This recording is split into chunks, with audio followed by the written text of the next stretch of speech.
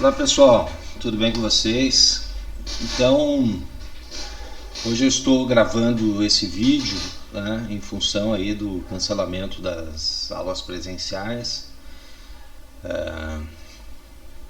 em função do clima, né, das intempéries que levaram então a reitoria a suspender as aulas presenciais. Assim, a aula de hoje vai ser assíncrona, estou gravando esse vídeo sobre o tema da aula de hoje.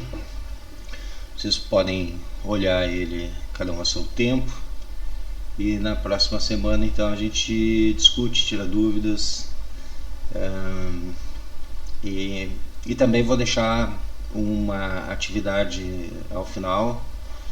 É uma atividade avaliativa complementar, né, de acordo com o combinado com a professora Ionara, aqueles trabalhinhos, né, que acrescentam algumas notinhas. Então, à medida que quem puder fazer, faça e me envie via Moodle a tarefa até a próxima semana. Na outra semana eu vou deixar mais um. É uma coisa bem simples, tá? Depois eu explico para vocês. Então, eu aproveitar a aula de hoje, onde nós vamos falar de princípios de farmacologia do sistema nervoso, particularmente hoje do sistema nervoso central. No nosso cronograma está previsto, então, uma introdução aí à farmacologia do sistema nervoso e também do sistema nervoso central e periférico autônomo, né? Sistema nervoso autônomo, e isso vai ser essa parte periférica de fármacos que atuam, né, em inervações simpáticas e parasimpáticas. Nós vamos discutir na próxima aula. Aproveitei também e joguei dentro aqui desse tema o que faltou do final da aula passada sobre farmacodinâmica. Nós discutimos ali alguns conceitos, né? Conceito geral de farmacodinâmica, curva farmacodinâmica, conceito de agonista, antagonismo, eficácia, potência, afinidade, antagonismo competitivo, reversível e irreversível, como ele influencia a curva farmacodinâmica de um agonista, tolerância farmacológica, entre outras, e faltou ali algumas questões sobre receptores que eu vou abordar, então, vou retomar na aula de hoje. Beleza? Então, deixei um capítulo aqui 38, né, do Heng, para quem quiser fazer uma leitura complementar, mas pode ser outro livro de farmacologia também. Normalmente todos têm ali uma introdução sobre a farmacologia do sistema nervoso central e também sistema nervoso autônomo para a próxima aula. Muito bem, então sabemos que nós temos um componente central, né, do sistema nervoso, encéfalo e medula, e a partir daqui partem 43 pares de nervos, 12 cranianos, né, e 31 espinhais, constituindo, portanto, esse conjunto de 43 pares de nervos, o sistema nervoso periférico. E os fármacos, portanto, podem atuar tanto em nível central, normalmente se altera o comportamento, nós chamamos de psicofármacos, neurofármacos, podemos, de forma geral, todo aquele fármaco que atua sobre o sistema nervoso, inclusive periférico. Então, a neurofarmacologia, ela trata de fármacos que atuam no sistema nervoso, não necessariamente dos psicofármacos que atuam em nível do sistema nervoso central e muitas vezes podem alterar o estado de consciência. O sistema nervoso periférico, portanto, né, ele apresenta nervos que controlam voluntariamente a musculatura, né, só retomando coisas que certamente vocês já estudaram em neuroanatomia, em neurofisiologia. Então, esses nervos são chamados de nervos somáticos, sistema nervoso periférico somático, que controla voluntariamente a contração muscular, bem como recebe estímulos sensoriais, né, de superfície, como de dor, tato, e alguns nervos cranianos, né? Nervo ocular, nervo olfativo, auditivo, são nervos também somáticos que levam informações sensoriais voluntárias, né, que nós percebemos conscientemente. Nós não vamos abordar fármacos que atuam no sistema nervoso somático, não está previsto aí no nosso cronograma. Por exemplo, bloqueadores neuromusculares, né, utilizados em alguns procedimentos cirúrgicos de cirurgia com anestesia geral, onde você precisa de um relaxamento cirúrgico mais eficaz, né, evitando doses maiores de sedativos para produzir imobilidade, né? Então, nós não vamos abordar, mas na aula que vem nós vamos abordar então aqueles fármacos que atuam no sistema nervoso autônomo, que são os nervos periféricos que controlam as funções neurovegetativas, portanto de forma involuntária, né, como o trânsito e as secreções gastrointestinais, o controle hemodinâmico, cardiovascular, entre outras funções. Então isso vai ficar para a próxima aula. De fato, só para citar aqui, o tratamento de muitas patologias, né, vão se basear na ação de fármacos que atuam diretamente na transmissão do sistema nervoso autônomo, como alguns antihipertensivos, broncodilatadores usados no tratamento de asma, por exemplo, alguns relaxantes do músculo liso usados em cólicas intestinais, uterinas, vesiculares. Então, uma série de fármacos atuam sobre o sistema nervoso autônomo.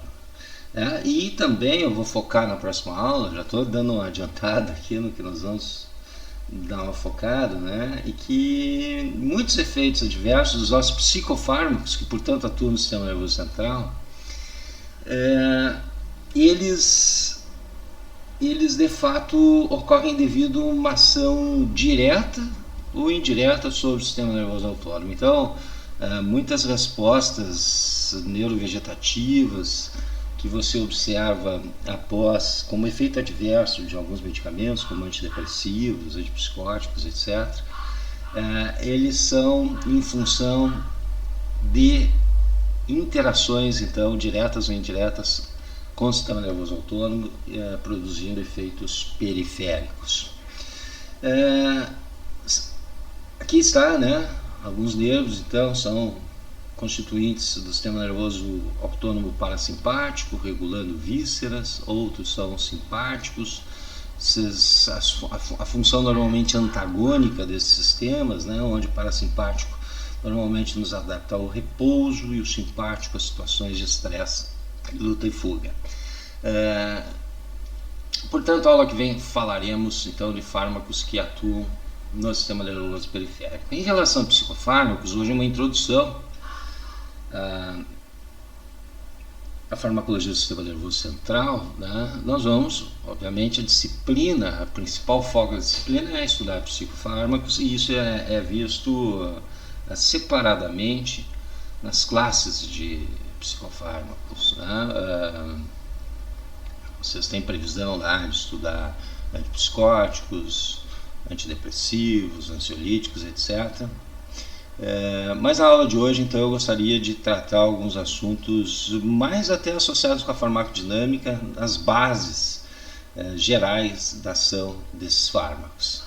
Certo? Então, vamos lá. Primeiramente, existe uma classificação da divisão dos psicofármacos antiga, né? Uma classificação de Charlotte, lá da década de 70, né? Que divide os psicofármacos ou fármacos que atuam sobre o sistema nervoso central em depressores, estimulantes e perturbadores do sistema nervoso central. De certa forma, até hoje essa classificação é utilizada, né? E então, em função disso, eu acho que a gente deve entender que os depressores do sistema nervoso central, eles deprimem o funcionamento, a atividade elétrica, né, do sistema nervoso central, e portanto levam a efeitos comportamentais, né, associados a a sedação, ao sono, a hipnose, a diminuição, portanto, de reflexos motores. Aqui nós temos, como, por exemplo, o próprio álcool, né, o etanol, os ansiolíticos, os opioides usados como analgésicos, né, anestésicos gerais em forma em geral. Portanto, à medida que anticonvulsivantes, à medida que fármacos deprimem a atividade elétrica do sistema nervoso central, deprimem algumas funções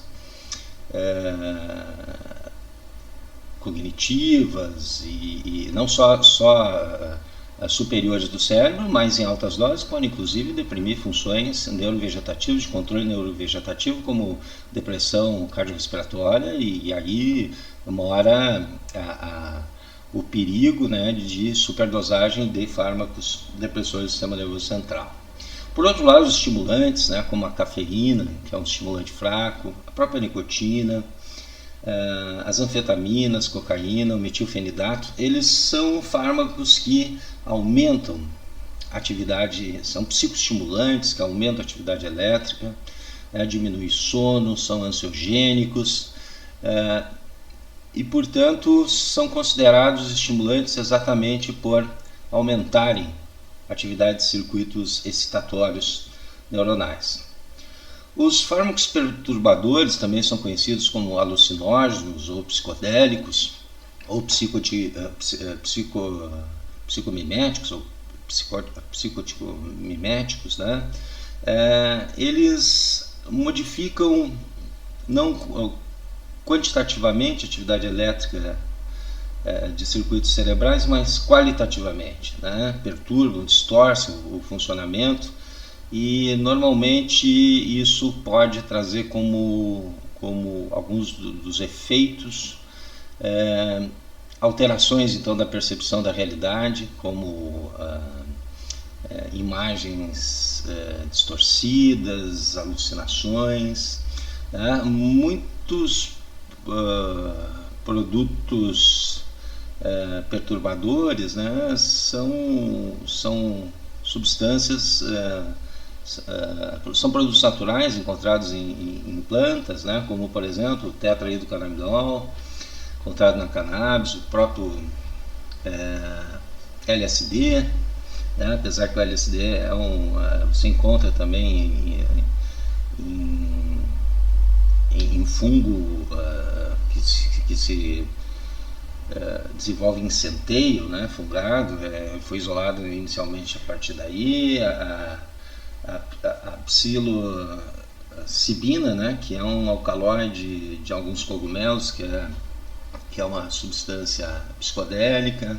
O próprio êxtase é considerado, né, uma droga dessa categoria que pode, portanto, alterar qualitativamente a percepção e produzir efeitos como alucinações, né?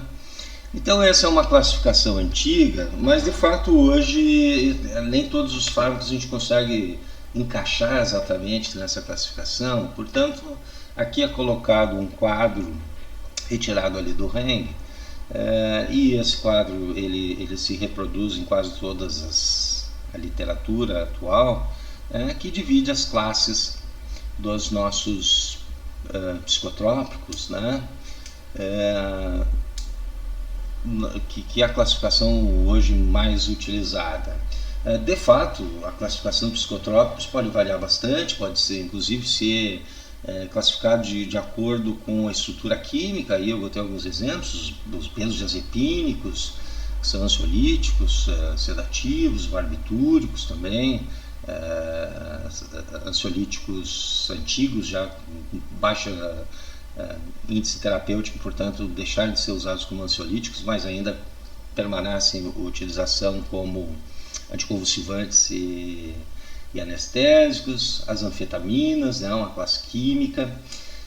Pode também ser classificado de acordo com o alvo bioquímico, tá? Aqui já dando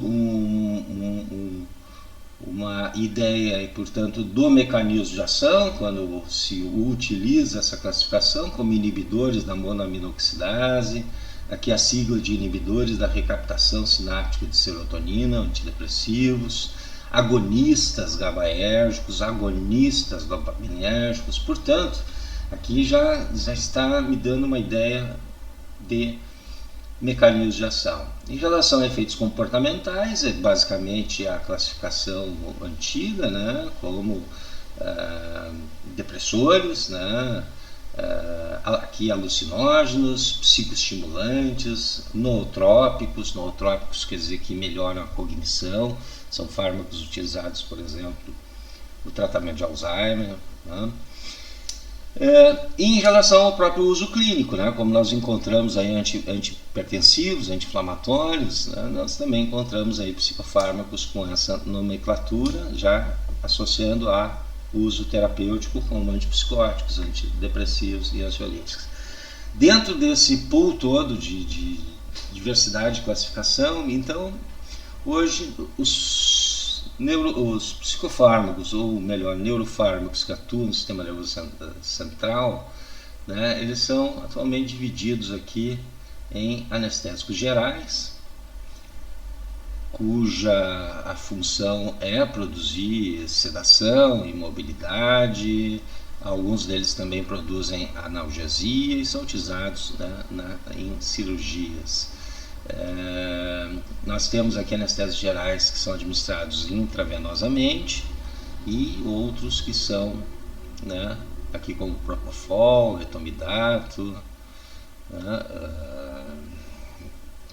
midazolam, que é um pré-anestésico, entre outros, né, e aqueles também que são administrados por via inalatória, né, ou seja, o fármaco ele é absorvido em nível alveolar, se distribui pelo sangue e vai para o cérebro, produzindo então anestesia, como aqui isoflurano, desflurano, alotano, entre outros. Os fármacos analgésicos de ação central, né, nós temos aqueles analgésicos não opioides, que têm uma ação periférica no processo inflamatório, mas nós temos aquele que atua em nível encefálico e medular, que são chamados analgésicos opioides. Então, esses analgésicos, eles incluem aí como carro-chefe, né, da classe a própria morfina, né, por via oral mais utilizado. A morfina existe por via oral também, mas tem alto efeito de primeira passagem, portanto as doses orais de morfina são bem maiores do que a dose endovenosa, né, normalmente ela é usada parenteral. Mas você tem a codeína, que é um analgésico utilizado ambulatorialmente, prescrito aí pelos médicos para a dor, quando é uma dor um pouquinho mais intensa, né, que um paracetamol não resolve, a codeína é associado. Fármacos altamente potentes, sintéticos, né? Morfina e codeína são produtos naturais, mas você tem a fentanila, por exemplo, que tem uma potência de 100 a 200 vezes maior que a morfina, né? Então baixíssimas quantidades produzem efeitos analgésicos bastante potentes. A fentanila, inclusive, dá um surto. Atualmente existe um surto de abuso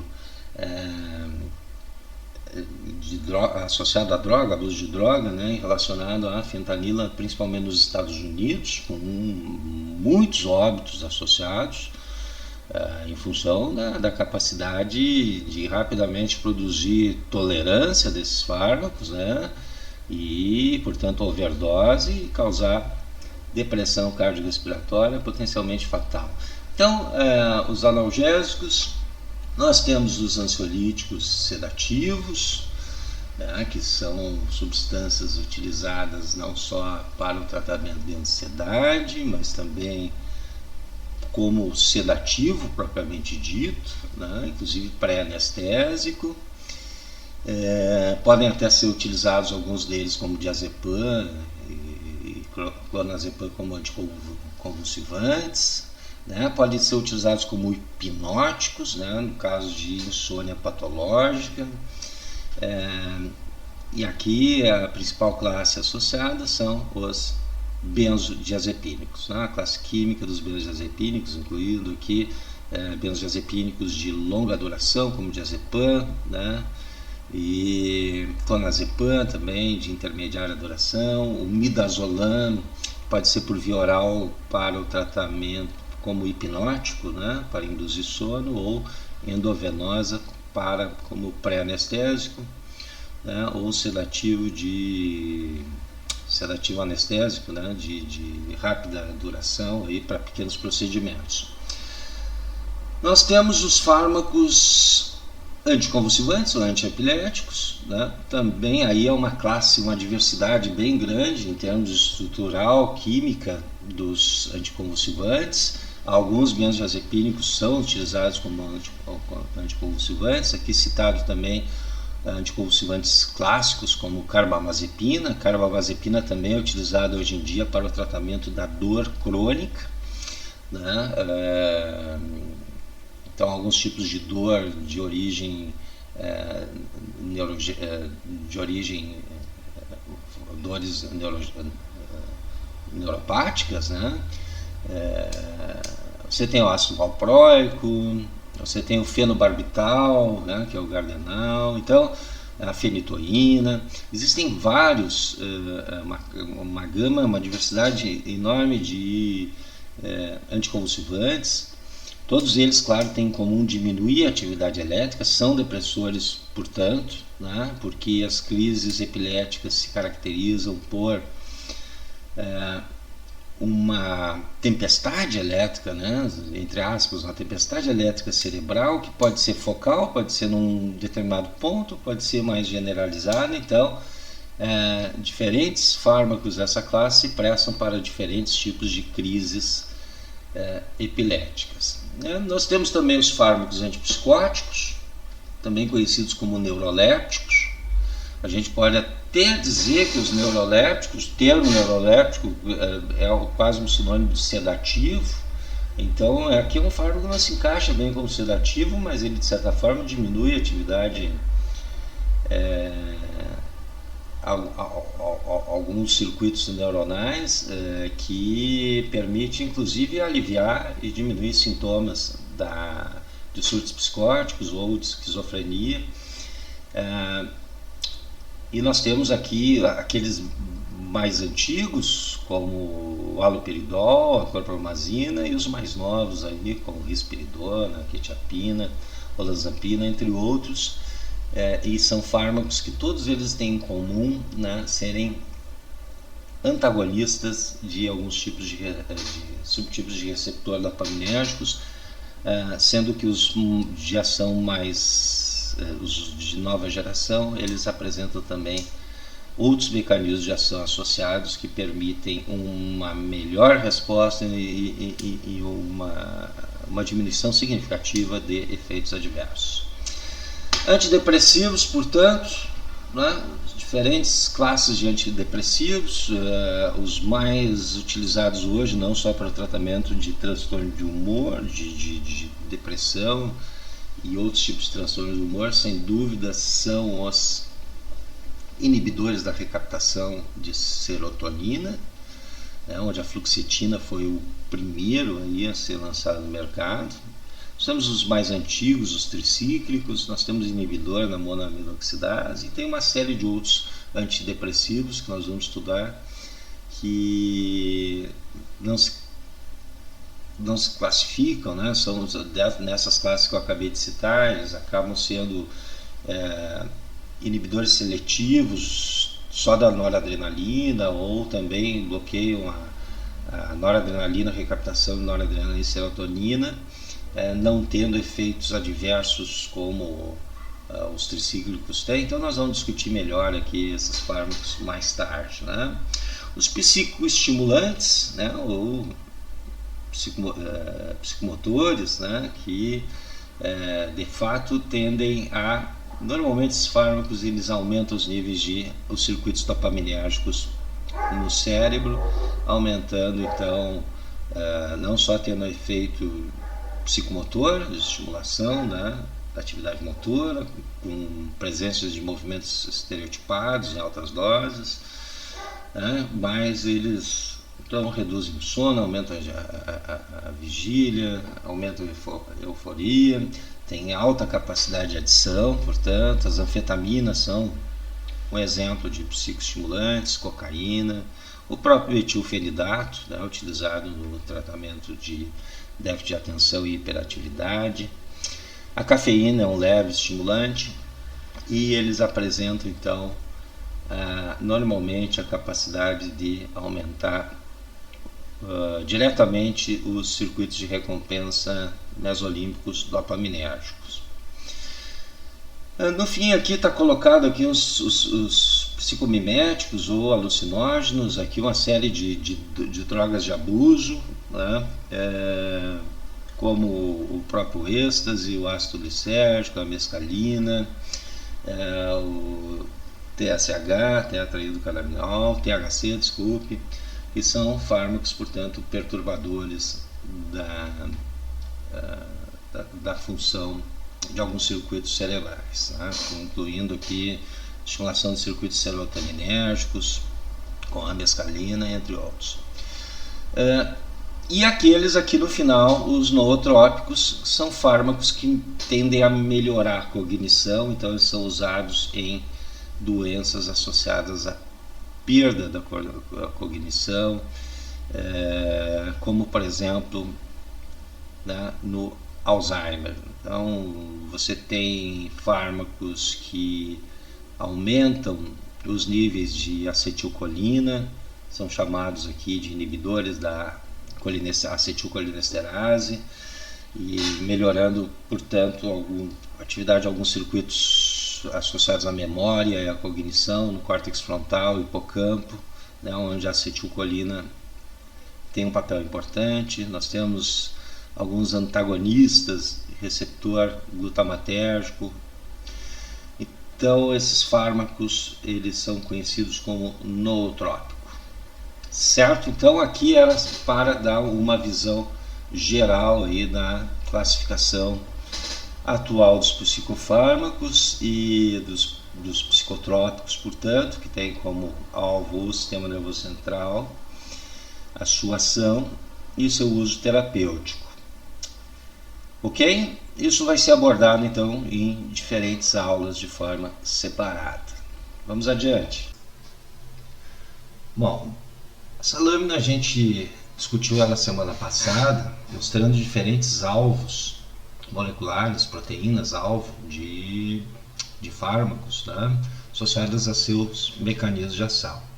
Portanto, qualquer fármaco, para produzir um efeito, ele vai ter uma interação com moléculas-alvo, e incluindo aqui receptores de membrana, e aqui são alvos muito importantes quando falamos de psicotrópicos, né? Alguns psicotrópicos, como nós citamos aqui vários exemplos da aula passada, eles estimulam esses receptores, então ativando certos circuitos cerebrais, diretamente estimulando os receptores de diferentes neurotransmissores. Portanto, nós citamos aqui morfina, que estimula receptores de endorfinas, de encefalinas, né?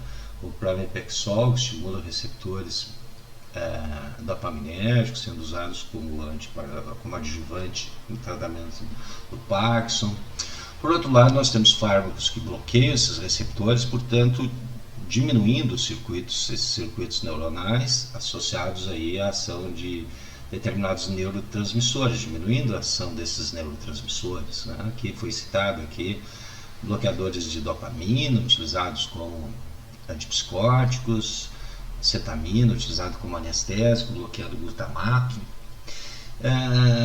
Além disso, né, nós vimos que alguns fármacos atuam sobre enzimas. Citei aqui 2 exemplos de fármacos psicotrópicos que bloqueiam enzimas associadas à degradação de neurotransmissor. Portanto, você vai ter um efeito associado ao aumento desses neurotransmissores, seleginina, né, que aumenta os níveis de dopamina, ligabatrina, que aumenta os níveis de GABA. Então observem que em ambos os casos Nós estamos atuando direto ou indiretamente sobre o receptor, seja atuando, estimulando ele direto ou bloqueando, ou seja, aumentando ou às vezes diminuindo a quantidade, a disponibilidade de neurotransmissor, tá? Ativando ou inibindo circuitos neuronais associados a determinados neurotransmissores. Da mesma forma, quando bloqueamos transportadores de membrana que fazem recaptação sináptica de neurotransmissores, nós aumentamos a disponibilidade desse neurotransmissor e isso leva ao aumento da atividade daquele circuito neuronal, né? Como nós citamos aqui o caso da fluoxetina, que bloqueia a recaptação de serotonina, aumentando os níveis sinápticos desse neurotransmissor e aumentando a atividade, então, serotoninérgica em certos circuitos cerebrais. As anfetaminas, né, aumentando os níveis de dopamina.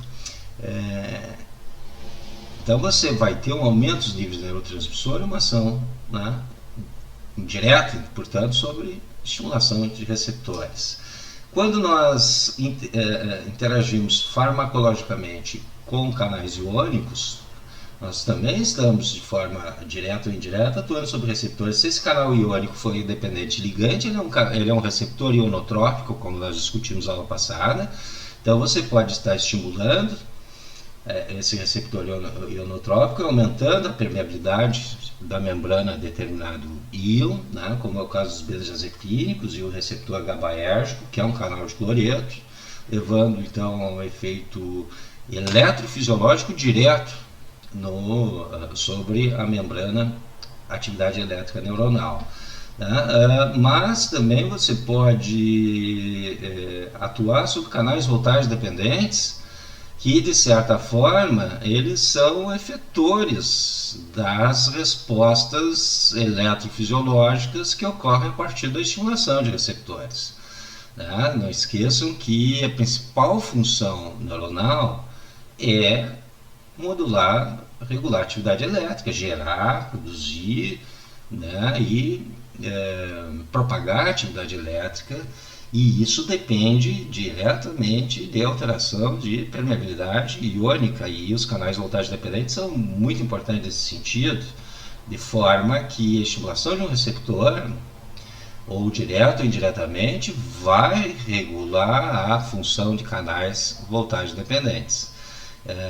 Portanto, se eu tenho um fármaco que bloqueia ou abre esses canais voltagem dependentes, eu estou também, de certa forma, né, ampliando ou inibindo a ação de um neurotransmissor que estimula determinado receptor. Então, os receptores, de fato, são chaves, né, na ação de fármacos, seja por um mecanismo de ação direta, como um agonista ou antagonista, ou seja indiretamente por acabar induzindo indiretamente, né, uma estimulação ou inibição dos efeitos associados a esse receptor. Aqui eu tento exemplificar um pouco aqui, a partir desse slide, alguns pontos de interação de fármacos com a transmissão sináptica, e vocês vão notar que realmente diferentes fármacos vão acabar ampliando ou inibindo a ação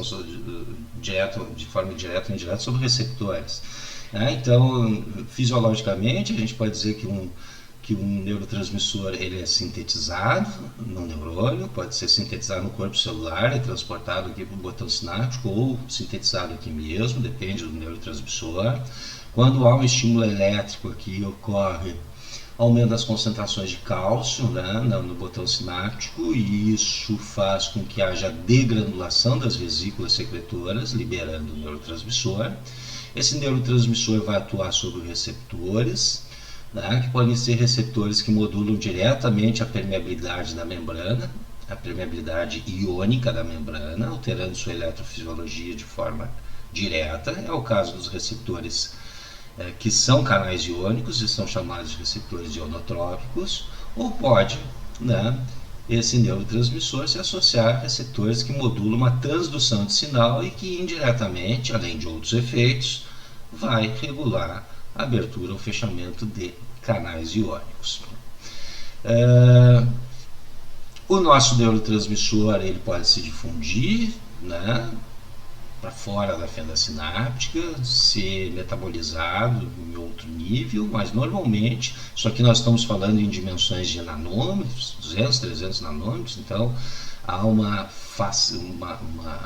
maior probabilidade desse neurotransmissor ser ou captado pela membrana pós-sináptica ou pré-sináptica, e nesse sentido nós temos transportadores de membrana que permitem então a recaptação, né, do neurotransmissor e seu posterior rearmazenamento, né, ou até metabolismo. Então você tem aqui duas possibilidades do neurotransmissor.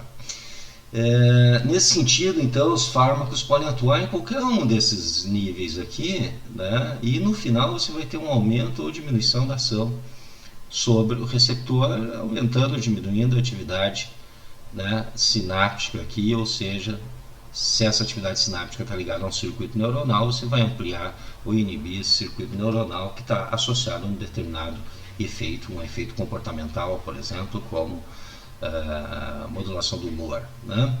Então, cito aqui alguns exemplos, tá?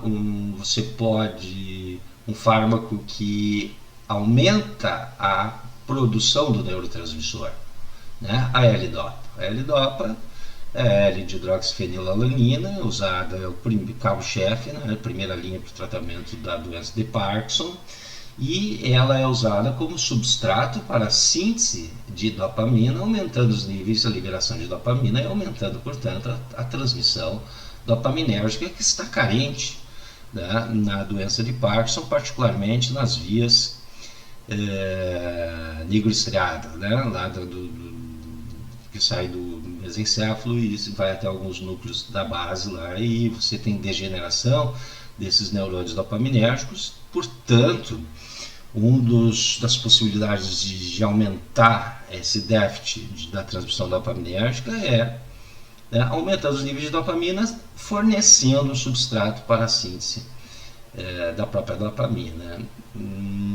Lembrando que os receptores, todos os receptores de dopamina, eles são receptores associados então a uma transdução de sinal, né, e nesse caso nós vamos chamar de receptores metabotróficos, que nós vamos ver logo a seguir, né? Aqui está citado aqui, então, alguns fármacos que atuam aqui em nível pré-sináptico, nessas etapas aqui, antidepressivos, psicoestimulantes, né? Os antidepressivos, em sua maioria, vão bloquear a recaptação ou de serotonina, ou de noradrenalina, ou de ambos, né, e portanto vão aumentar a disponibilidade sináptica desse neurotransmissor, ampliando então a estimulação do receptor pós e também pré-sináptico, né, ampliando a transmissão mediada por esses neurotransmissores. Os psicoestimulantes, eles vão, via de regra, bloquear a recaptação de dopamina, elevando a transmissão dopaminérgica.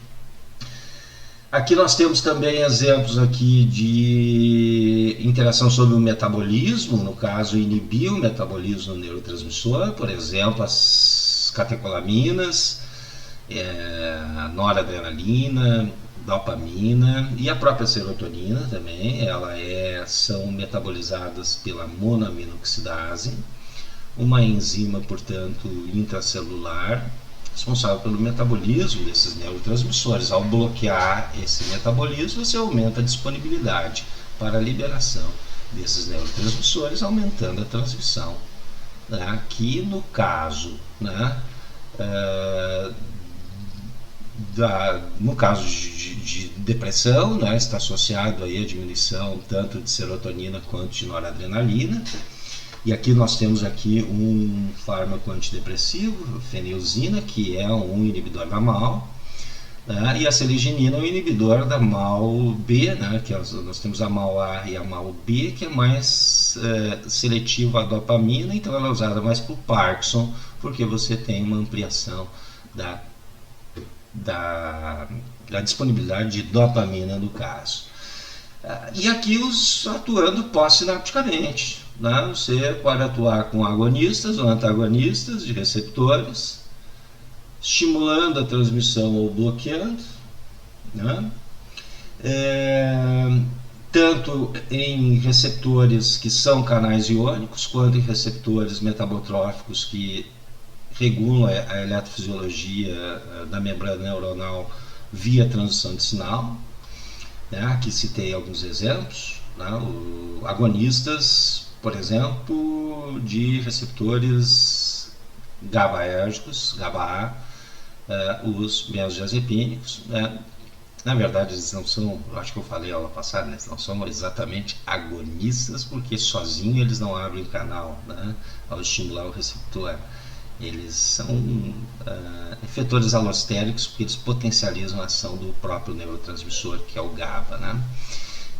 São fármacos, então, que vão aumentar a permeabilidade da membrana ao cloreto e modular um efeito inibitório eletrofisiológico sobre essa transmissão. Aqui cito o exemplo de antipsicóticos são antagonistas de receptores de dopamina, que são receptores metabotróficos, diminuindo, portanto, a transmissão dopaminérgica e sendo úteis para o tratamento dos delírios, principalmente associados, que são sintomas positivos da esquizofrenia. Também em nível pós-sináptico ou até pré-sináptico, a possibilidade de bloquear ou estimular, abrir, através farmacologicamente, canais iônicos voltagem dependentes, que não são esses canais dependentes de ligante, ou receptores ionotróficos, são canais cuja abertura ou fechamento dependem da voltagem. Então é possível interagir com esses canais, como por exemplo a carbamazepina, fenitoína, que são substâncias anticonvulsivantes que bloqueiam canais de sódio voltagem dependente, diminuindo a atividade elétrica neuronal. Ok? Então, um retrato aqui para mostrar que, em última instância, a ideia é aumentar ou diminuir a atividade neuronal. Esses circuitos, determinados circuitos neuronais associados a determinados neurotransmissores que sabemos que está relacionado a determinados efeitos comportamentais e, portanto, serem úteis para terapias, terapias de transtornos psiquiátricos ou psicológicos. Muito bem. Quando eu falo aqui, deixa eu voltar aqui, a ação sobre o receptor de forma mais imediata, o efeito, quando fala em célula funcional do sistema nervoso, que é o neurônio, o efeito imediato é regular a eletrofisiologia dele, é regular a função, ou seja, a capacidade dele produzir potenciais de ação, modular a frequência desses potenciais de ação, a atividade elétrica, portanto. E isso ocorre graças à alteração da condutância iônica, da permeabilidade iônica a partir da estimulação desses receptores, seja de forma direta sobre receptores ionotróficos, seja indireta sobre a transdução de sinal, mediada pela estimulação de receptores metabotróficos. Claro que outros efeitos também são produzidos em longo prazo, como neuromodulação, plasticidade neuronal, onde há alteração morfológica e funcional, você pode ter síntese de novos canais, síntese de novos receptores a partir da estimulação de receptores, ou seja, atuar sobre a expressão gênica, aumentando os níveis, a quantidade sináptica, a plasticidade neuronal. Isso pode ocorrer em horas e dias, mas e de forma rápida, a ação, o efeito de um bloqueio, de uma estimulação de receptores acaba mexendo na permeabilidade iônica das membranas. E nesse sentido, eu queria mostrar para vocês que nós podemos, a partir disso, ter efeitos excitatórios ou inibitórios sobre a atividade elétrica neuronal, dependendo qual íon é regulado o seu aumento ou redução da condutância e da permeabilidade.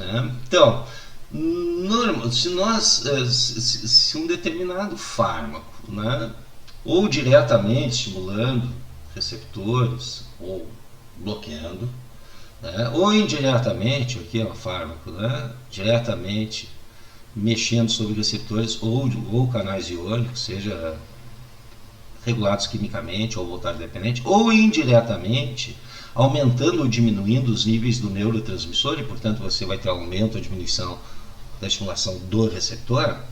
Então, nessas possibilidades aqui, você vai mexer em basicamente 4 íons, né? Que vão regular a atividade elétrica neuronal, né? Sódio, cálcio, potássio e cloreto. Então, de certa forma, se nós aumentarmos, se de alguma forma ocorrer o aumento da permeabilidade da membrana, da condutância iônica, ao sódio ou ao cálcio, você vai ter um efeito aqui despolarizante. Isso quer dizer que vai excitar eletricamente a membrana, vai aumentar o potencial de membrana, vai facilitar a produção de novos potenciais de ação, ou seja, vai fazer potenciais excitatórios pós-sinápticos, facilitando o disparo de novos potenciais de ação, diminuindo o período refratário relativo e tendendo a aumentar a frequência de potenciais de ação. Então, são fármacos que vão, direto ou indiretamente, né, modular um efeito excitatório sobre a membrana neuronal. Da mesma forma, isso pode ocorrer, né, com a diminuição da saída de potássio. Lembrando, claro, se a gente voltar lá para a fisiologia, que vocês já estudaram, os íons tendem a ir a favor, à medida que se altera a permeabilidade da membrana, eles vão a favor do seu gradiente eletroquímico. E sabemos que sódio e cálcio, né, eles tendem a entrar à medida que aumenta, que abre esses canais desses íons, porque eles estão tanto mais concentrados fora que dentro, né, quanto, particularmente quando a membrana está em repouso, eles tendem a ir a favor do seu gradiente elétrico também. Então, você tem uma rápida despolarização à medida que aumenta aí a condutância desses íons. De certa forma, observem que inicialmente, associado à ação de neurotransmissores e à estimulação de receptores, você vai ter alterações do potencial de membrana que podem produzir, então, potenciais de ação à medida que o potencial de membrana alcança o potencial limiar. Lembrando que o potencial limiar é aquele potencial, aquele valor de potencial de ação onde canais de voltagem dependentes se abrem, e nesse sentido nós produzimos novos potenciais de ação, principalmente associado à abertura de canais de voltagem dependente de sódio. Mas se eu diminuir a saída de potássio, lembrando que o potássio é mais concentrado dentro que fora, então se eu abrir canal de potássio, eu aumento o efluxo de potássio, a saída, e diminuo a positividade interna, ou melhor, aumento a negatividade interna. Se eu bloquear o canal de potássio, nós vamos represar potássio internamente, aumentando a positividade interna e, portanto, favorecendo elevação do potencial, produzindo potenciais excitatórios pós-sinápticos e favorecendo a geração de potencial de ação. Então, quando nós mexermos em aumento de sódio, cálcio ou diminuição do efluxo de potássio, há uma tendência de um efeito excitatório. Quando nós bloqueamos a entrada de sódio ou diminuímos a sua entrada farmacologicamente, né, o estímulo de um receptor que está associado ao aumento da entrada de sódio ou de cálcio, ou bloqueamos diretamente o canal, nós vamos ter então um efeito inibitório, dificultando, portanto, a geração de novos potenciais de ação, diminuindo a frequência de potenciais de ação, tendo um efeito depressor sobre a atividade elétrica naquele circuito afetado. Da mesma forma, à medida que nós aumentamos a abertura de canais de potássio, o aumento do efluxo de potássio vai facilitar a hiperpolarização e diminuir, portanto, a excitabilidade elétrica, produzindo o que a gente chama de potencial inibitório pós-sináptico. Tá, então eu chamo a atenção de vocês que a regulação iônica, seja farmacológica, né, em membranas eletricamente estáveis, neurônios, a gente está falando, seja por atividade direta sobre o receptor, agonista, antagonista, ou indireta, aumentando os níveis de neurotransmissor, diminuindo os níveis de neurotransmissor, o que vai afetar a estimulação desse receptor, ou ainda alterando a função de canais voltage dependentes. Tá? Então, à medida que fármacos modulam essa regulação, essa permeabilidade iônica, você vai ter então efeito, né, rápido sobre a função neuronal, que é basicamente conduzir a atividade elétrica. Ok? Muito bem. Bom, já que a gente está falando em receptores, eu trouxe aqui um quadro que mostra diferentes tipos de receptores. Então, os dois primeiros aqui citados, receptores que são canais iônicos controlados por ligandes, como por exemplo neurotransmissores, no qual ligandes exógenos podem estimulá-los ou bloqueá-los, daí chamamos de agonistas ou antagonistas de receptor. Esses receptores, chamados receptores ionotróficos, né, eles são receptores que permitem rápida alteração, em milissegundos, né, alteração da função eletrofisiológica da membrana. Então, se você aumentar a abertura de um canal de cálcio, você vai aumentar, vai ter um efeito despolarizante, um efeito excitatório. Se aumentar a abertura de um canal de cloreto, vai ter um efeito hiperpolarizante, porque o cloreto é negativo e entra. Se você aumentar a abertura de um canal de potássio, tá, a tendência é aumentar então o efluxo de potássio e gerar um efeito hiperpolarizante.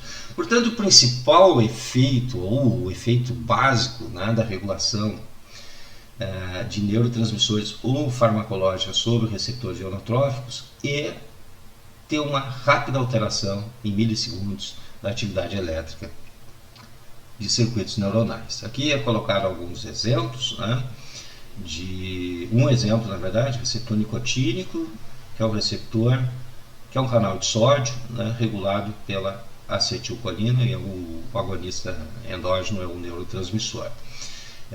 Muito importante, né, na cognição, muito importante na aquisição de memória. Esse receptor também, da mesma família, você encontra no músculo esquelético. Então, a resposta é uma neurotransmissão sináptica rápida. Seja estimulando ou bloqueando eles, você vai alterar rapidamente então essa atividade elétrica. Nós temos um outro grupo de receptores, né, que modulam indiretamente os canais iônicos a partir de uma transdução de sinal. Esses receptores são chamados receptores metabotróficos ou associados à proteína G. Por quê? Porque esses receptores estão associados a uma proteína que se liga a nucleosídeos de guanina, né, ou guanosina ditrifosfato. E a presença da guanosina difosfato, né, nele está associado ao receptor inativado. À medida que ocorre a estimulação desse receptor, a guanosina difosfato é substituída pela guanosina trifosfato ligada à proteína G, e isso faz com que ela se dissocie do receptor, e essa dissociação do receptor da proteína G vai gerar uma série de efeitos, entre eles a regulação de canais iônicos de forma indireta. Normalmente esse efeito, que vai alterar, portanto, a estabilidade, tal como aqui, ele ocorre em milissegundos, ou segundos, ou até minutos. É dito uma regulação lenta, apesar de ser em segundos, né? Porque envolveu aqui uma transdução de sinal. De fato, né, essa proteína G dissociada do receptor, quando ele é ativado, ela, além de interagir com canais iônicos, ela também interage com enzimas de membrana, como eu vou detalhar um pouco mais no próximo slide. E essas enzimas de membrana, à medida que interagem com a proteína G, elas tendem a serem ativadas e começar a produzir uma substância intracelular que nós chamamos de segundo mensageiro, né, que vai modular várias respostas intracelulares. Segundo mensageiro porque o nosso primeiro mensageiro é o sinalizador exógeno. Então, à medida que o neurotransmissor, o agonista, estimulou o receptor metabotrófico, né, a proteína G se dissocia, parte dela interage com canais iônicos, modulando a alteração, né, de permeabilidade, ou seja, estabilidade ou inibição da estabilidade elétrica, dependendo do íon aqui. E outra parte dela ativa enzimas de membrana, aumentando então a produção de um segundo mensageiro, que, entre outras coisas, pode aumentar a liberação de cálcio intracelular, também auxiliando ou inibir, aumentar ou inibir a liberação de cálcio intracelular, auxiliando no controle eletrofisiológico da membrana. Esse segundo mensageiro, ele vai ativar fosfoquinases, enzimas então que fosforilam proteínas-alvo. Então, à medida que são ativadas, elas podem inclusive fosforilar canais, como o canal de cálcio, aumentando a entrada de cálcio, ou o canal de potássio, diminuindo, né, por exemplo, aumentando a saída de potássio. Ela pode, então, numa cascata de evento, acabar regulando a expressão gênica. Portanto, esse receptor, a enzima aqui, eu tinha dito, a enzima que produz o segundo mensageiro, aqui simbolizada por I, né? Então a proteína G aqui não são duas proteínas, né? Uma proteína G que se dissocia, parte dela se liga a canais iônicos, parte dela a enzimas ativando ou inibindo. Por isso que nós vamos ver em seguida que essa proteína G pode ser GI, inibitória, inibe a enzima e, portanto, diminui todos os efeitos aqui, porque você está diminuindo o segundo mensageiro. O GS estimula a enzima, aumenta o segundo mensageiro, aumenta os efeitos intracelulares. Então, esse receptor metabotrófico, além de estar relacionado à neuroregulação, neurotransmissão sináptica, agora lenta em segundos, rápida em milissegundos, segundos ou minutos.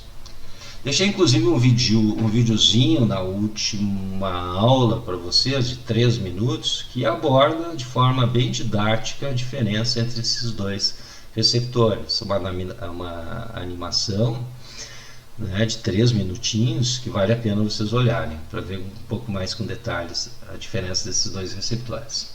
Mas esses efeitos intracelulares aqui, que também estão associados aqui à fosforilação, à ativação de quinases e alteração de expressão gênica, está relacionado à neuromodulação. E a neuromodulação, de forma mais rápida, ela se traduz por aumento ou diminuição de expressão de canais iônicos, de receptores, ou, de forma mais longa, a neuroplasticidade. E neuroplasticidade são efeitos, né, neurotróficos em longo prazo que vão envolver alterações morfofuncionais dos neurônios, fazendo com que ele se adapte às situações e, portanto, permita a criação, a extinção de novos circuitos, aquisição de memória, etc, etc, etc.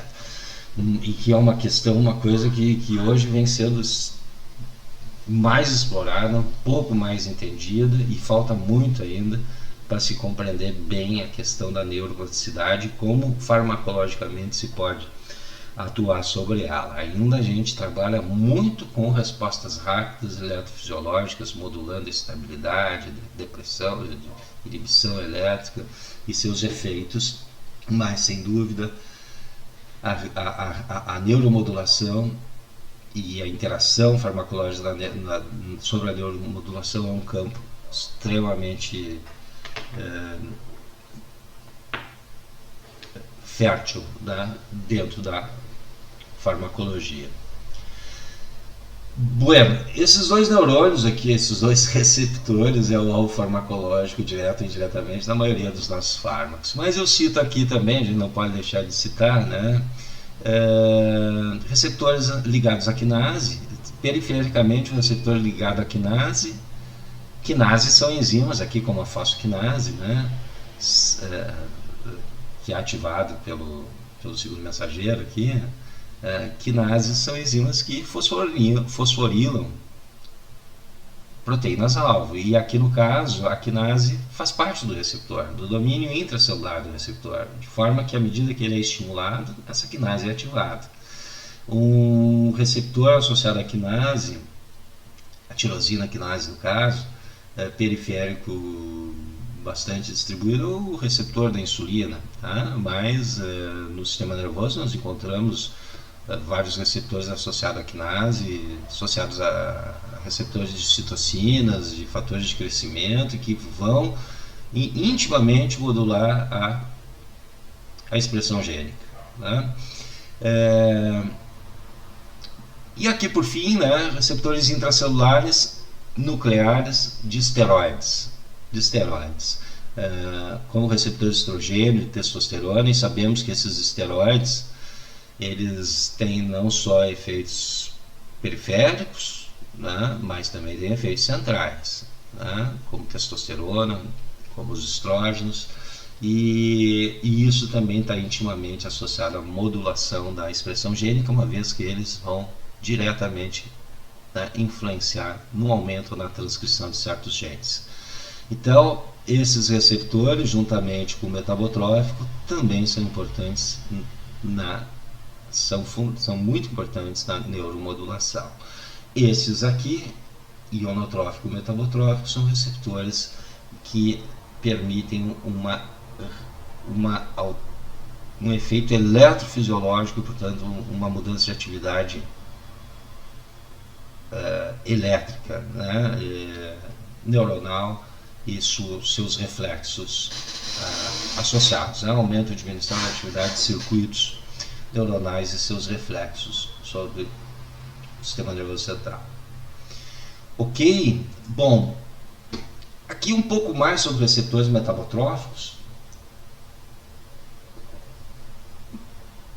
Primeiramente, então, nós vamos mexer na eletrofisiologia neuronal, na atividade elétrica neuronal, mexendo na permeabilidade membrana. E isso pode ser através da ação sobre receptores regulados por ligante, tá? Os nossos receptores ionotróficos, você pode farmacologicamente estimulá-los, bloqueá-los com antagonista e influenciar então a permeabilidade, seja de entrada ou de saída de determinado íon, influenciando na função elétrica neuronal.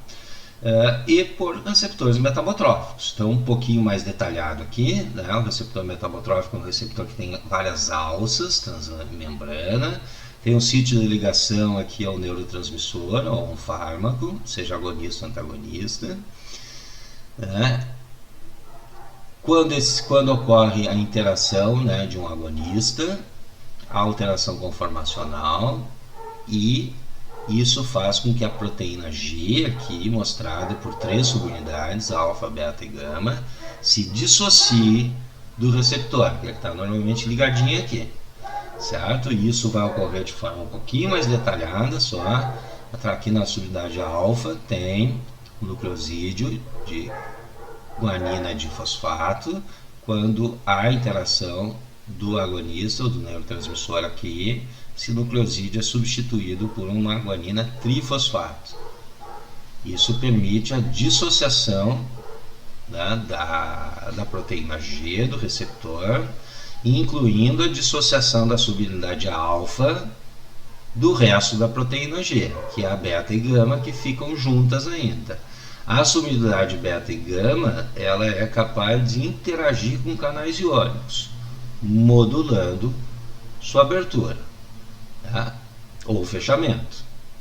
Então, e a subunidade alfa vai ser aquela que vai se ligar à enzima associada à produção do segundo mensageiro. Então, observem que indiretamente você vai regular a eletrofisiologia por estimulação ou bloqueio, né? Receptor metabotrófico, mas por estimulação, Primeiramente, através da interação da subunidade beta e gama com canais iônicos, regulando a sua abertura. E, em segundo plano, você tem a interação da subunidade alfa com a enzima de membrana que produz o segundo mensageiro a partir de um certo substrato. E à medida que esse segundo mensageiro é formado, ele mesmo pode interagir com o canal iônico, regulando sua abertura, ou ele ativar fosfoquinases, PKs, que fosforilam o canal iônico e regulam sua abertura, ou fechando ou abrindo. Então, observe que eu tenho dois caminhos aqui para quem agia se ligando diretamente ou através do segundo mensageiro. Independentemente disso, você tem uma modulação, então, de forma indireta, desses canais iônicos. Normalmente, canais iônicos aqui são voltagem dependentes. Aqui embaixo está mostrando que o receptor metabotrófico ele pode estar associado à proteína GI, que vai que vai inibir a enzima de membrana associada à produção do segundo mensageiro e, portanto, vai diminuir o segundo mensageiro e todos os efeitos intracelulares associados, ou GS, que vai, então, essa proteína G vai ativar essa enzima de membrana, aumentando os níveis de segundo mensageiro e seus efeitos, certo? Então, nós vamos ver alguns exemplos de receptores metabotróficos associados à proteína GI e GS. Lendo aqui para vocês, então, que a modulação farmacológica da permeabilidade iônica da membrana neuronal através da ativação ou bloqueio de receptores ionotróficos ou metabotróficos representa um importante mecanismo de ação de depressores ou estimulantes e de psicofármacos em geral. Ok? Esse é o grande recado até aqui.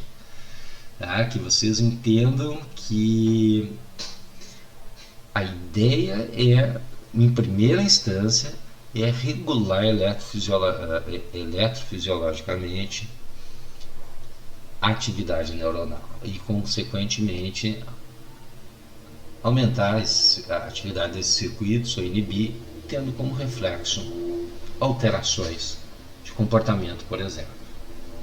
Ou porque está faltando, ou porque está em excesso. Bom,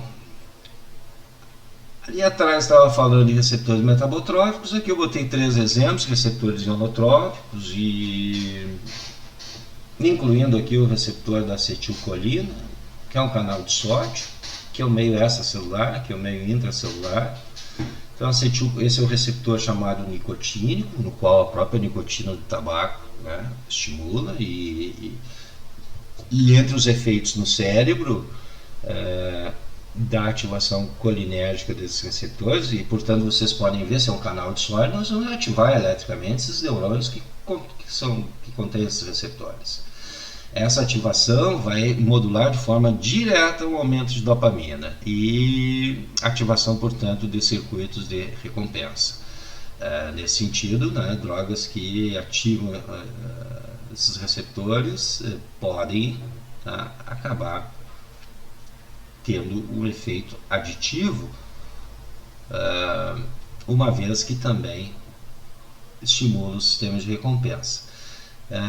Mas você encontra não só no sistema nervoso central, em córtex, importante cognição, tálamo, hipotálamo e cerebelo, hipocampo, importante na aquisição de memória. Você sabe que o bloqueio desses receptores pode diminuir a aquisição de memória anterógrata,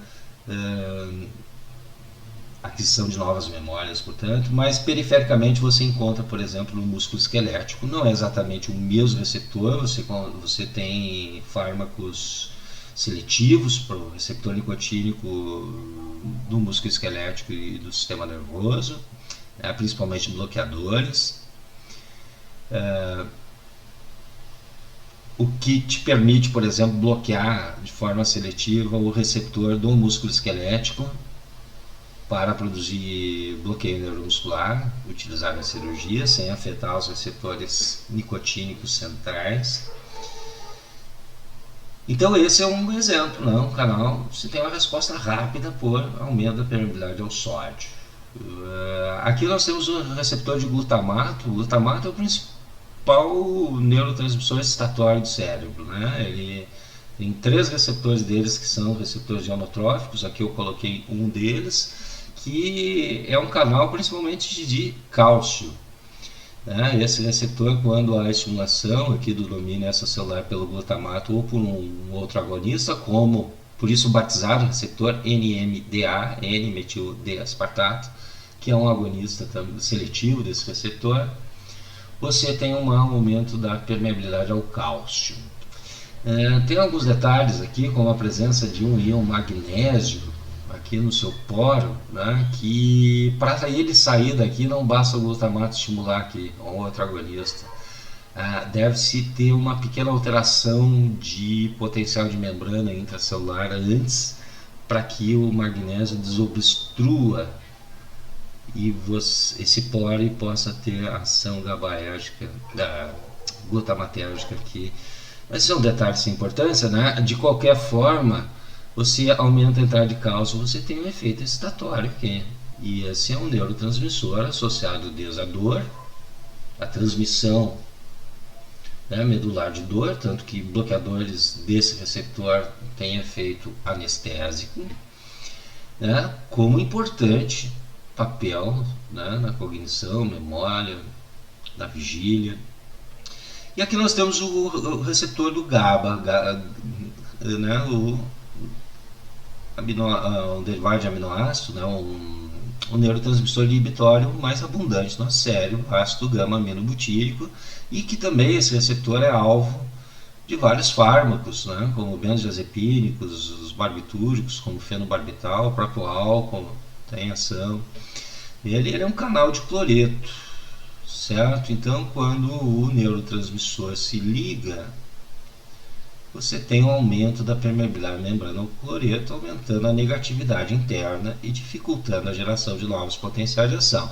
Nesse sentido, qualquer fármaco que estimule esse receptor ou potencialize a ação do GABA vai produzir um efeito desde ansiolítico, diminuir então a atividade, o pensamento diversificado, atividade, antecipação de preocupações, ou seja, um efeito ansiolítico.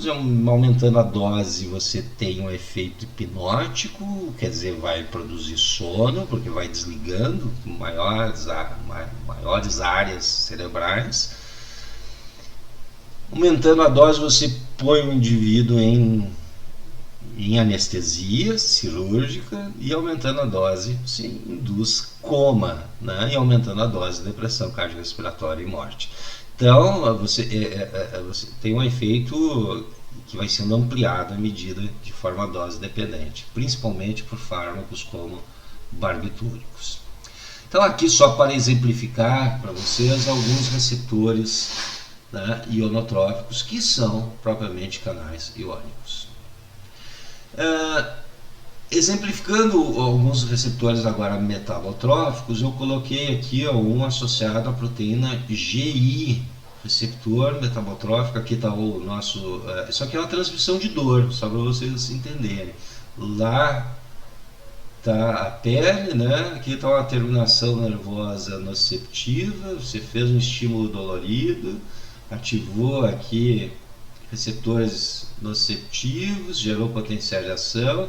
Aqui já é uma sinapse dentro da medula. Isso aqui é um neurônio de primeira ordem. Aqui já está no sistema nervoso central, né, liberando alguns peptídeos e glutamato. Então, o glutamato ele funciona como um neurotransmissor para levar o efeito, a dor até o cérebro, que é onde nós vamos, até o tálamo, e do tálamo ao córtex, onde nós vamos sentir a intensidade local dessa dor.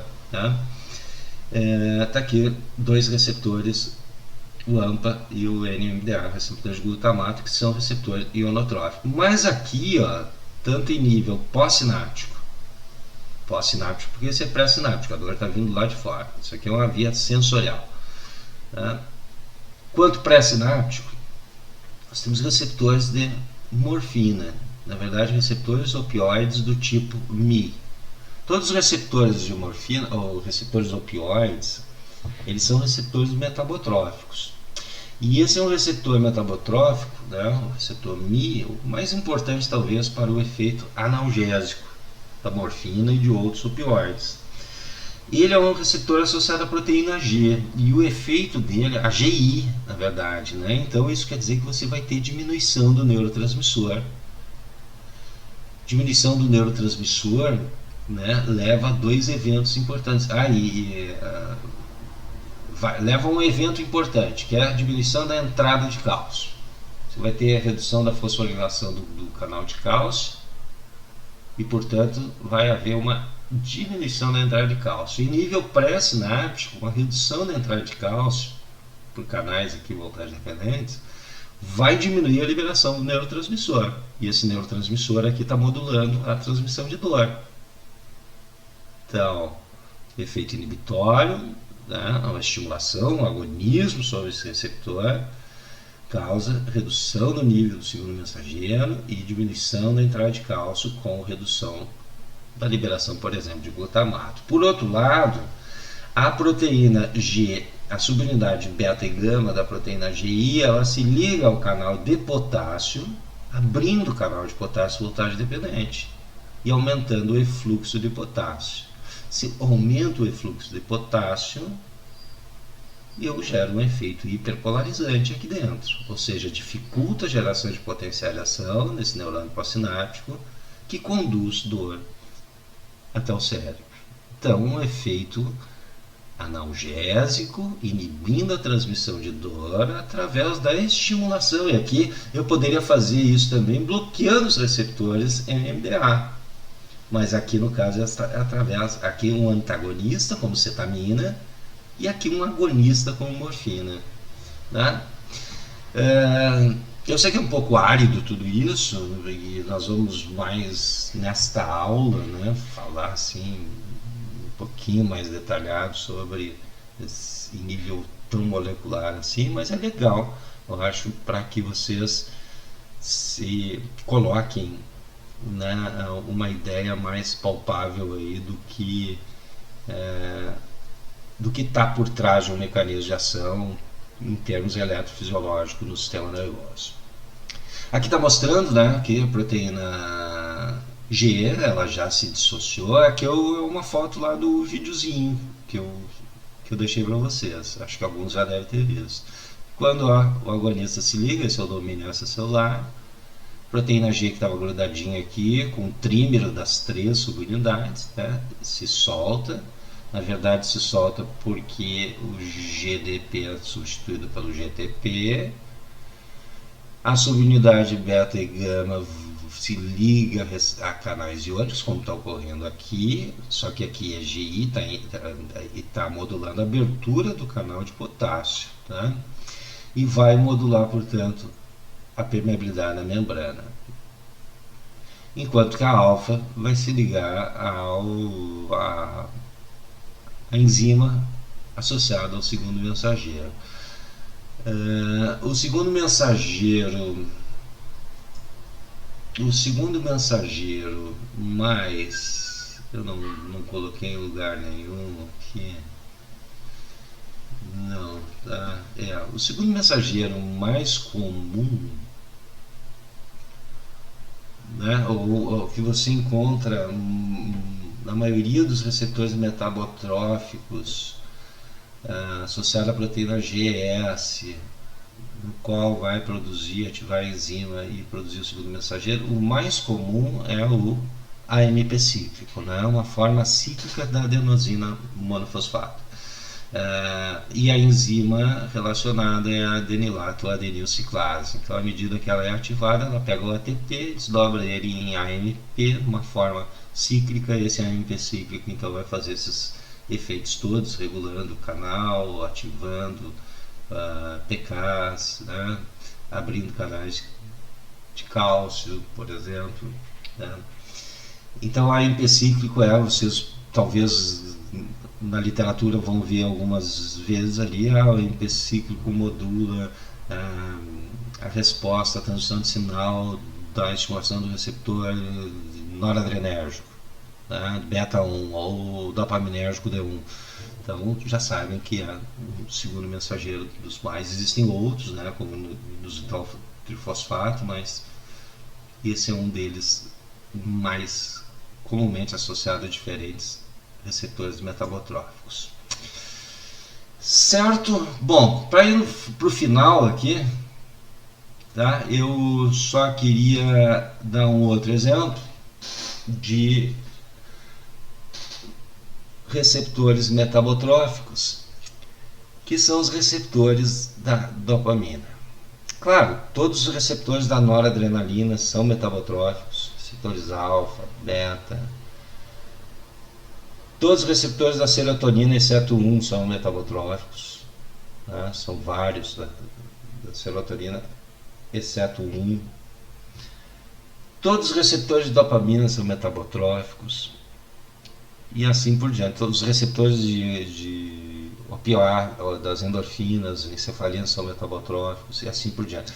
Então, os receptores dopaminérgicos são 5 subtipos divididos em 2 grandes classes, né?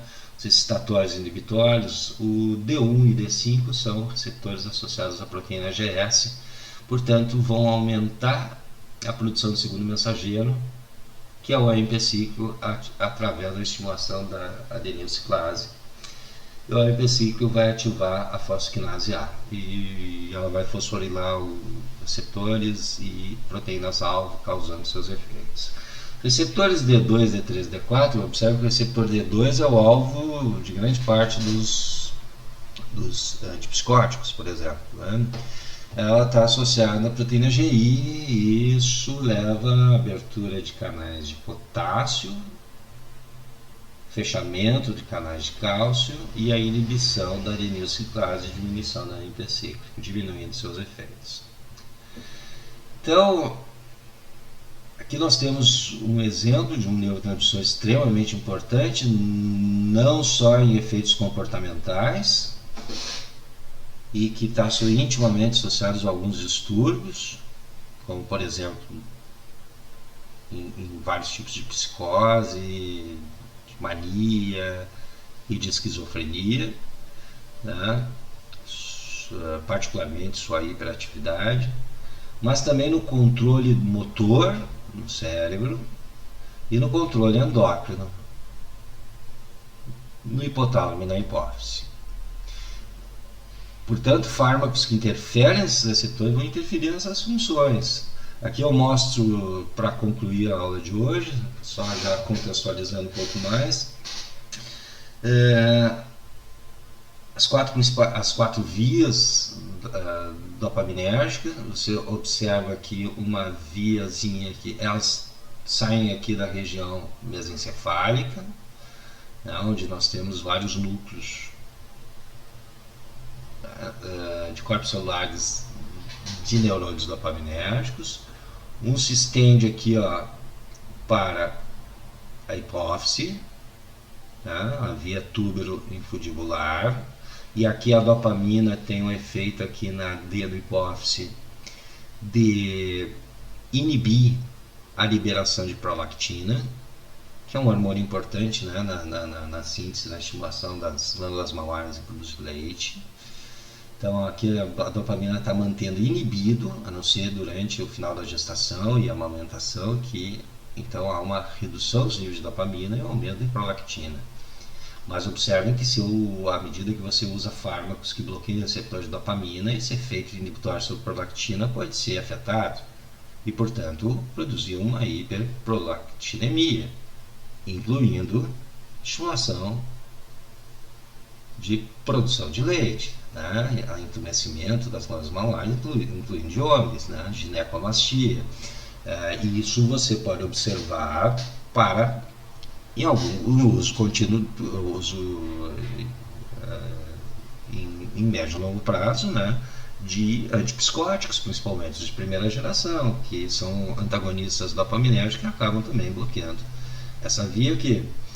Você tem aqui uma via mesocortical, né? Você tem aqui uma via mesolímbica, né? Mesolímbica, sistema límbico, e você tem uma via, né, que vai até núcleos da base do encéfalo, como o núcleo estriado, nigro, substância nigra aqui no mesencéfalo, estriado, que está intimamente relacionado com a função motora. Da mesma forma, muitos antipsicóticos que bloqueiam receptores dopaminérgico, principalmente em função da hiperatividade do sistema mesolímbico e mesocortical, acabam também bloqueando esse controle motor aqui, produzindo vários efeitos motores nesses pacientes como efeito adverso, né? que são efeitos semelhantes ao Parkinson, por isso a gente chama de parkinsonismo secundário, entre outros efeitos. Então, aqui contextualizando, olha só, tudo aquilo foi falado, que foi discutido, né, sobre receptores, modulação elétrica, agonismo, antagonismo, regulação da transmissão de circuitos, acabam então influenciando no aumento e diminuição de certos circuitos cerebrais, como aqui, né, circuitos dopaminérgicos, que envolvem receptores. E essa interferência farmacológica pode ser muito útil na terapia. Então, antipsicóticos, né, a ideia de antipsicóticos é interferir principalmente na regulação na via mesolímbica, associada a recompensa e prazer, mas associada também aos distúrbios, aos delírios típicos da esquizofrenia. E um bloqueio desses receptores tem um bom resultado na diminuição desses efeitos. Tá? Claro que você pode ter piora de outros efeitos, como foi citado aqui, motores, endócrinos e até comportamentais, como aumentar, ao bloquear a dopamina, você aumenta alguns sintomas de embotamento associados à própria doença e ao efeito adverso de fármacos. Mas uma estimulação desses receptores dopaminérgicos, principalmente D1, você tem um efeito psicoestimulante. Por exemplo, utilização de psicoestimulantes como metilfenidato ou anfetaminas vão ativar essas vias. Ou, particularmente quando há deterioração da via nigroestriada, instalando-se a doença de Parkinson, nós poderemos interferir, né, aumentando a estimulação desses receptores para compensar essa diminuição de dopamina, ou aumentando os níveis de dopamina, né, fornecendo substrato para a síntese de nova dopamina, e no final das contas estimulando os receptores e essa via, né, para o tratamento de Parkinson. Ok, então isso vai ser visto, né, os antiparkinsonianos, psicóticos e psicoestimulantes vão ser vistos em aulas separadas. Aqui era mais para contextualizar a aula de hoje.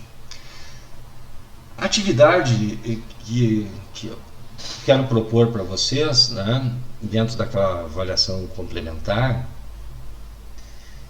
é vocês fazerem responderem esse pequeno estudo dirigido.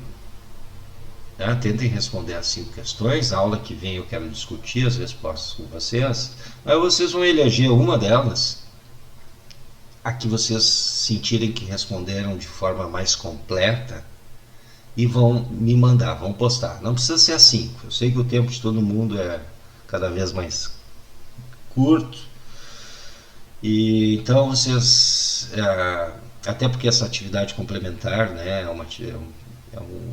é a soma de vários trabalhinhos, então não vou colocar muito peso aí sobre vocês, mas semana que vem eu vou deixar outra questão, outro caso clínico para vocês responderem. Então façam os 5, tentem fazer, até para tentar refletir um pouco do que foi exposto na aula de hoje, mas me mandem um eu vou abrir lá uma tarefa e vocês me mandem. Ela vai fechar essa tarefa na segunda-feira. Não, desculpa. Na quarta-feira que vem. Um dia antes. À meia-noite fecha. Então, quem não mandou, não mandou. Certo? Então, mandem uma resposta. Só peço que ao colocarem lá o arquivo, né, coloquem o nomezinho de vocês no nome do arquivo para facilitar a identificação. Feito então espero aí que todos estejam bem, apesar dessa chuva que já deu uma parada. Qualquer dúvida podem fazer contato antes da próxima aula, podem me mandar e-mail, responderei com todo prazer, ou anotem aí para a gente começar a aula que vem discutindo essas dúvidas. Tá bom, jovens? Um grande abraço a todos, um ótimo fim de semana. Já estamos aí, já amanhã é sexta, né? Quase chegando ao fim de semana. Grande abraço, tchau!